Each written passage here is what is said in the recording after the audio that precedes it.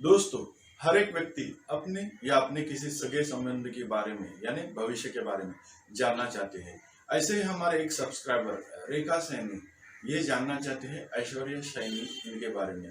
तो इन्होंने कुछ हमें चंद सवाल पूछे हैं यूट्यूब कमेंट्स के माध्यम से, जैसे कि इनकी शादी कब होगी, इनके लाइफ के बारे में इनको जानना है, और इनको पुखराज जो है वो कितने रत्ती का यानी कितने कैरेट का पहनना है। तो चलिए जानते हैं इनके एक एक सवालों के जवाब इन्हीं के जन्म कुंडली अध्ययन के माध्यम से।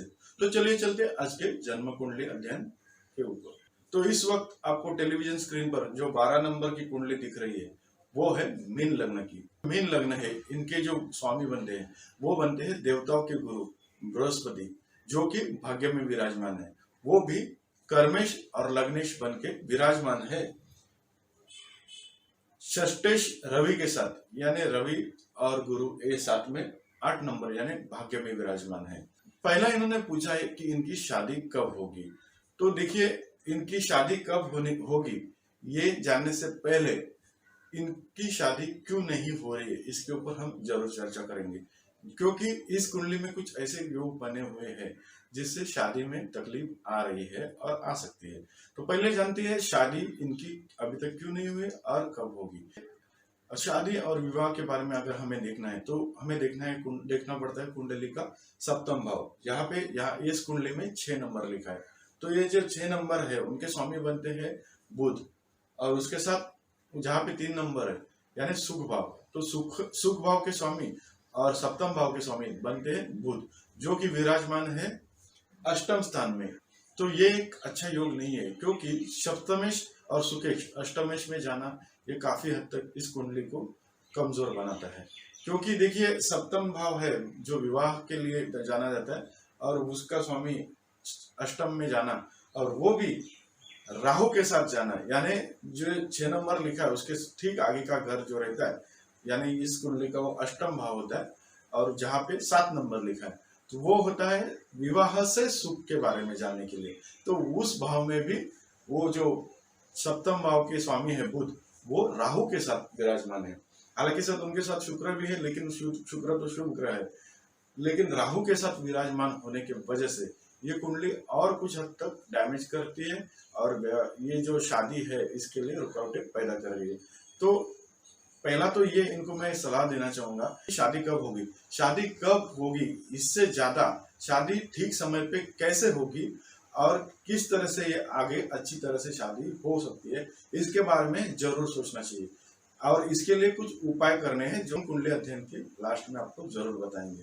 तो पहला तो शादी कब होगी उससे ज्यादा शादी समय पे होना चाहिए, इसके लिए कुछ उनको उपाय करने चाहिए, क्योंकि इनके कुंडली में कुछ ऐसे योग बने हैं जिससे शादी लेट और शादी में रुकावटें आ रही है। तो दूसरा प्रश्न इन्होंने पूछा है कि इनको जो पुखराज है वो कितना रत्ती का पहनना है। तो पुखराज अगर आप पहनना चाहते हैं तो 3 रत्ती यानी 3 कैरेट तक का आप जरूर पहन सकते हैं। इन्होंने लाइफ के बारे में पूछा है। तो देखिए, पहला हम इनके लाइफ के बारे में जानेंगे। तो इनका जो मेन लग्न बनता है, तो और लग्नेश तो बनते हैं गुरु जो भाग्य स्थान में विराजमान है, लेकिन ये जो लग्न है वो पाप कर्तरी योग में देखा जा सकता है। क्योंकि देखिए, जो लग्न है यानी 12 नंबर है उसके दोनों बाजू में पापी ग्रह विराजमान है, यानी जहाँ पे 11 नंबर लिखा है वहां पे शनि, और जहाँ पे 1 नंबर लिखा है यानी केतु। शनि और केतु ये पापी ग्रह है, और उसके वजह से ये लग्न भी पाप कर्तरी योग में देखा जा सकता है। तो इसके लिए इनकी लाइफ में काफी स्ट्रगल हो सकता है, काफी इन्हें हर चीज के लिए मेहनत करनी पड़ेगी, और थोड़ा ये मेहनत से ही कुछ आगे बढ़ सकते हैं। हर चीज के लिए इनको मेहनत जरूरी है। उसके बाद देखिए, भाग्येश जो है वो उनका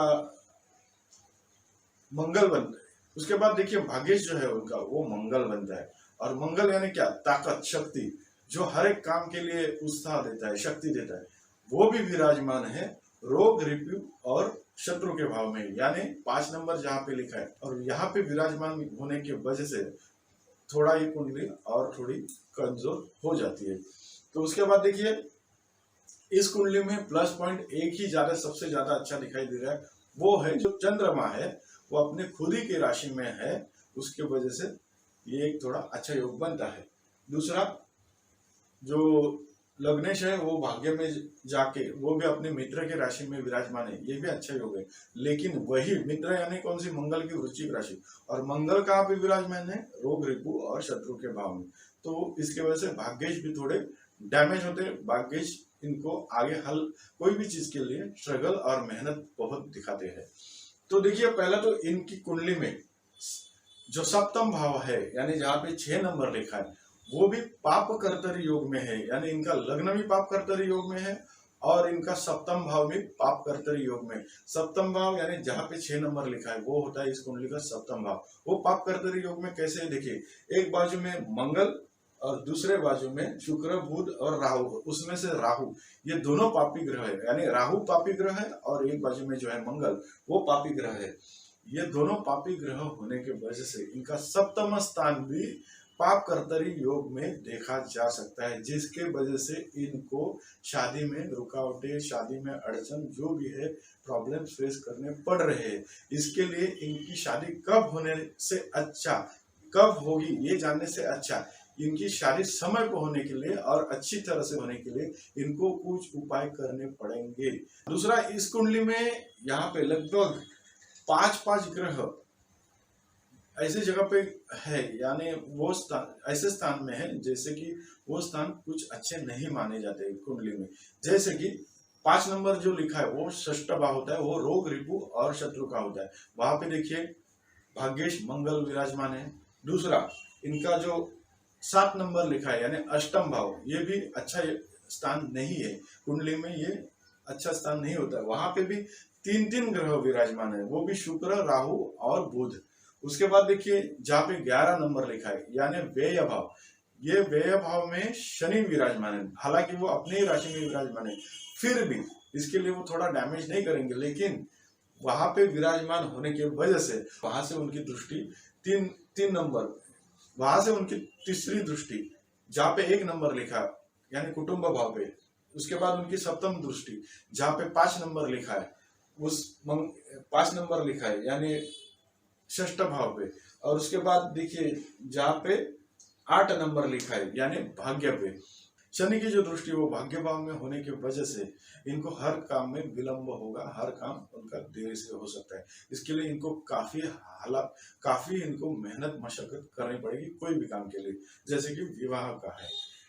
तो देखिए मैंने आपको यहाँ पे बताया कि इनके जो लगभग 5 ग्रह है वो है अच्छे स्थान पे नहीं विराजमान है, तो इसके लिए ये कुंडली कुछ हद तक काफी जो है वो कमजोर बन जाती है लाइफ के लिए और शादी के लिए भी, क्योंकि सप्तम स्थान पाप कर्तव्य योग में है और लग्नेश भी पाप कर्तव्य योग में है। तो उसकी वजह से हर काम में देरी की संभावना जरूर बनती है। इसके लिए कुछ उनको उपाय करने पड़ेंगे। तो पहला उपाय हम क्या सूचित करेंगे, तो देखिए यहाँ पे पहला तो जो सप्तम भाव है यानी जहाँ पे 6 नंबर लिखा है उनके स्वामी बनते हैं बुध। तो शादी होने के लिए इनको सबसे पहला एक पन्ना, बुध का पन्ना जो आता है वो धारण करना पड़ेगा, वो भी लगभग 3 कैरेट के आसपास। उसके बाद वो लग्न को मजबूत करने के लिए यानी 12 नंबर लिखा है वो लग्न है और उनके बनते हैं स्वामी देवताओं के गुरु बृहस्पति, और वो कर्मेश भी है यानी 9 नंबर है वो कर्म स्थान होता है। तो कर्मेश और लग्नेश गुरु महाराज बन के वो विराजमान है भाग्य में, तो इसके लिए गुरु का भी इनको पुखराज 3 कैरेट तक का पहनना है। उसके बाद देखिए शुक्र का जो है, क्योंकि शुक्र जो है वो है अष्टम स्थान में, ये अच्छी चीज नहीं है, और वो भी है विराजमान राहु के साथ। तो इसके लिए, और वो जो स्थान है जहाँ पे 7 नंबर लिखा वो विवाह से सुख का स्थान है, इसके लिए इनको शुक्र का एक जिरकॉन आता है। हालांकि शुक्र के लिए हीरा आता है लेकिन वो काफी महंगा रहता है, इसके लिए जिरकॉन ये जरूर पहन सकते हैं। तो इस देखिए इन्होंने क्या क्या पहनना है, पहला तो पन्ना बुध के लिए, वो भी आप 2 या 3 कैरेट तक का पहन सकते हैं। उसके बाद शुक्र के लिए जिरकॉन, वो भी 3 या कैरेट तक का, 2 या 3 कैरेट तक का पहन सकते हैं। उसके बाद उनको गुरु का यानी पुखराज ये भी वो जरूर पहन सकते हैं। ये रत्न के अलावा अगर इनको सक्षम है तो ये रत्न जरूर पहने, लेकिन पहनेंगे तो काफी हद तक इनको प्रॉब्लम सॉल्व होंगे।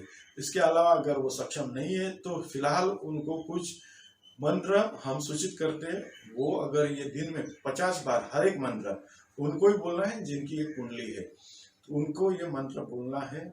अगर मंत्र बोलना है और दिन में 50 बार ये मंत्र बोलना है, हर एक मंत्र। तो ये मंत्र सूचित करते, जो मंत्र रोज बोलने से सुबह उनको बोलना है, और ये मंत्र अगर ये बोलते हैं तो इनकी जो कुंडली में काफी हद तक नेगेटिविटी है वो खत्म होएगी।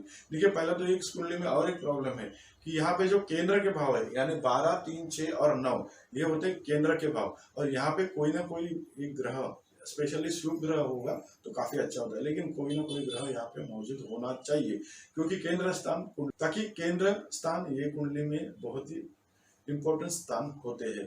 तो उसमें एक भी ग्रह नहीं होने की वजह से इनके लाइफ में स्ट्रगल और भी दर्शाता है। तो देखिए, इनको मंत्र हम जो है वो सूचित कर रहे हैं। तो पहला मंत्र है उनका मंगल का, धरणी गर्भ संभूतम विद्युत कांति समप्रभम कुमारम शक्ति हस्तम च मंगलम प्रणामाम्यहम्। दूसरा मंत्र है शुक्र का, हिमकुंद मृणालाभम दैत्यानम परम गुरुम सर्वशास्त्र प्रवक्तारम भार्गवम प्रणामाम्यहम्। उसके बाद राहु का, अर्धकार्यम महावीर्यम चंद्रादित्य विमर्दनम सिंहिका गर्भ संभूतम तम राहु प्रणामाम्यहम्। उसके बाद बुध का, प्रियंगुकलिका क्षामम रूपेण प्रतिमं बुधम सौम्यम सौम्य गुणोपेतम तम बुधम प्रणामाम्यहम्। उसके बाद शनि का, नीलांजन समाभासम रविपुत्रम यमाग्रजम छाया मार्तंड संभूतम तम नामामि शनैश्चरम। ये इनको जो 5 मंत्र है वो हर एक मंत्र उनको 50 ऐसा दिन में हर एक मंत्र 50 बार बोलना होगा, ताकि इनकी जो कुंडली में निगेटिविटी है वो निकल जाए और इनको कुछ पॉजिटिव रिजल्ट दिख जाए। इसके साथ इनको रवि को भी मजबूत करना होगा, क्योंकि रवि भी भाग्य स्थान में है। तो वो उसके लिए उनको सूर्य को अर्घ्य यानी सूर्य को जल अर्पित ये कर सकते हैं, और ये सूर्य को जल अर्पित करते समय उन्हें ओम घृणी सूर्याय नमः ये मंत्र 21 बार बोलना है। तो ये अगर ये कुंडली में जो उनके दुर्योग है उसके लिए अगर ये कुछ उपाय करते हैं तो कुछ हद तक इनका जो भाग्य है सुधर जाएगा और संवर जाएगा। तो दोस्तों, देखा आपने इस कुंडली में क्या दुर्योग है और उसके लिए उनको क्या उपाय योजना करनी चाहिए। तो अगर आप भी अपनी कुंडली का फ्री अध्ययन करना चाहते हैं और अपने समस्या के बारे में कुछ उपाय जानना चाहते हैं तो हमारे YouTube चैनल को सब्सक्राइब कीजिए, और आपकी जन्म कुंडली का टिप्पण, आपकी जन्म कुंडली का डिटेल यानी जैसे कि बर्थ प्लेस, बर्थ डेट और बर्थ टाइम, उसके साथ आपकी जो भी समस्या है वो YouTube कमेंट्स में लिख डालिए और हमें भेज दीजिए। और इससे आपको जो भी उपाय आपको हम सूचित करते हैं वो अगर आप करते हैं तो आपकी परेशानी कुछ हद तक कम हो सकती है। तो दोस्तों, आज के लिए इतना ही। मिलते हैं अगले वीडियो में अगले जन्म कुंडली अध्ययन पे। तब तक के लिए नमस्कार।